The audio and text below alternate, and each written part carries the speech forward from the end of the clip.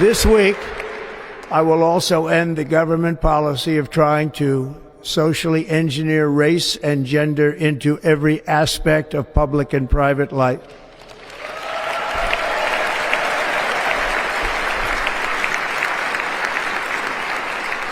We will forge a society that is colorblind and merit-based.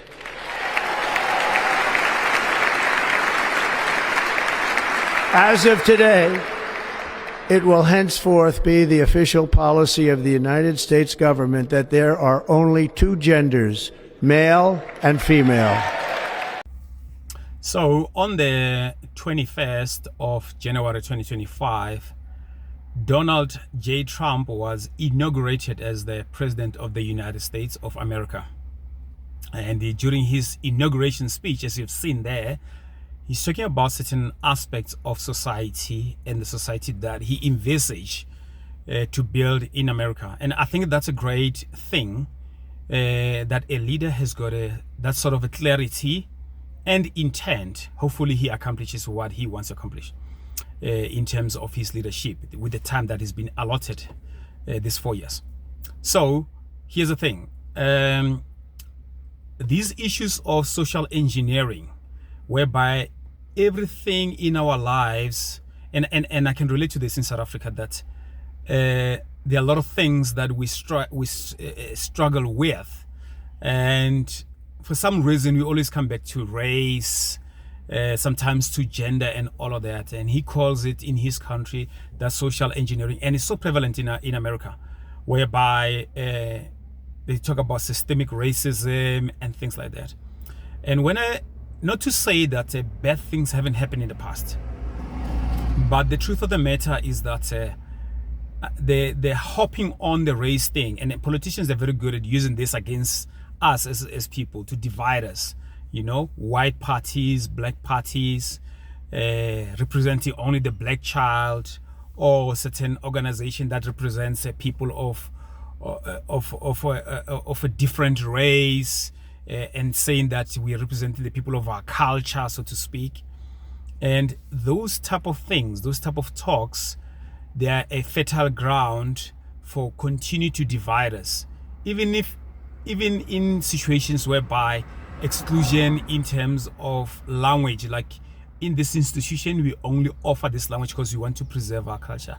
That's a recipe for division and all that. I like what Donald Trump is saying here, that you want to forge a society that is colorblind. I know it's an aspirational thing, but it's good whenever you're being led by a leader who's got a vision that a lot of people can rally behind, and say, let's push ahead for this thing, to forge a society that is colorblind. Not to say that I wouldn't see that you are white or black, for that matter, but to quote Martin Luther King, to look at the content of the character of a person rather than the skin color. And we do that very well in South Africa, whereby we look at each other by the shade of our skin color instead of the content of our character and all that. And I know a lot of people, they want much more than that. They don't want to be in a situation whereby you're always looking at somebody's white, somebody's black, for that matter.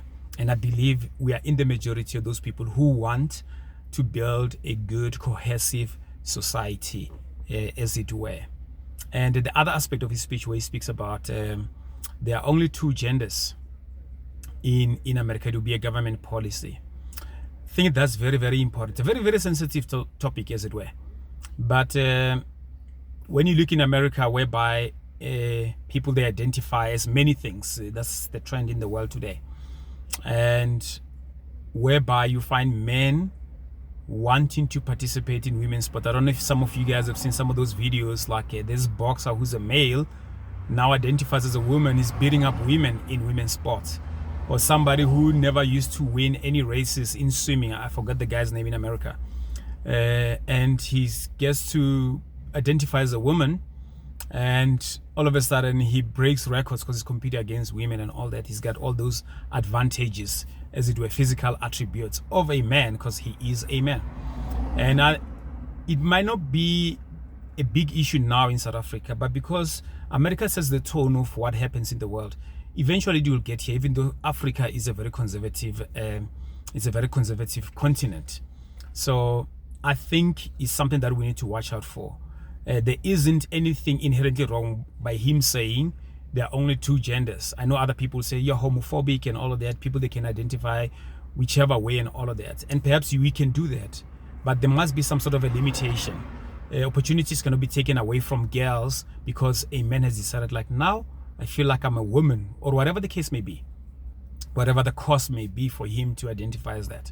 So I like the tone of Donald Trump. You may not like his politics, his brash, arrogant, whatever the case may be, but you do need a leader like that who sets a tone for the country, who sets a vision that the country can follow. I wish sometimes, even in our very own country, South Africa, we had that kind of leadership.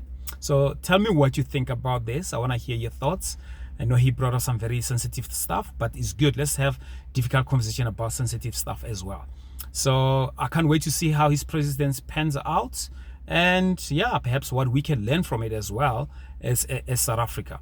And yeah, man, thanks again for your support. And thanks for those who have subscribed. Please, if you haven't subscribed, be so kind and do so. Let us grow this community. Let's have these conversations. And hope to see you on the next video. Thank you. Bye-bye.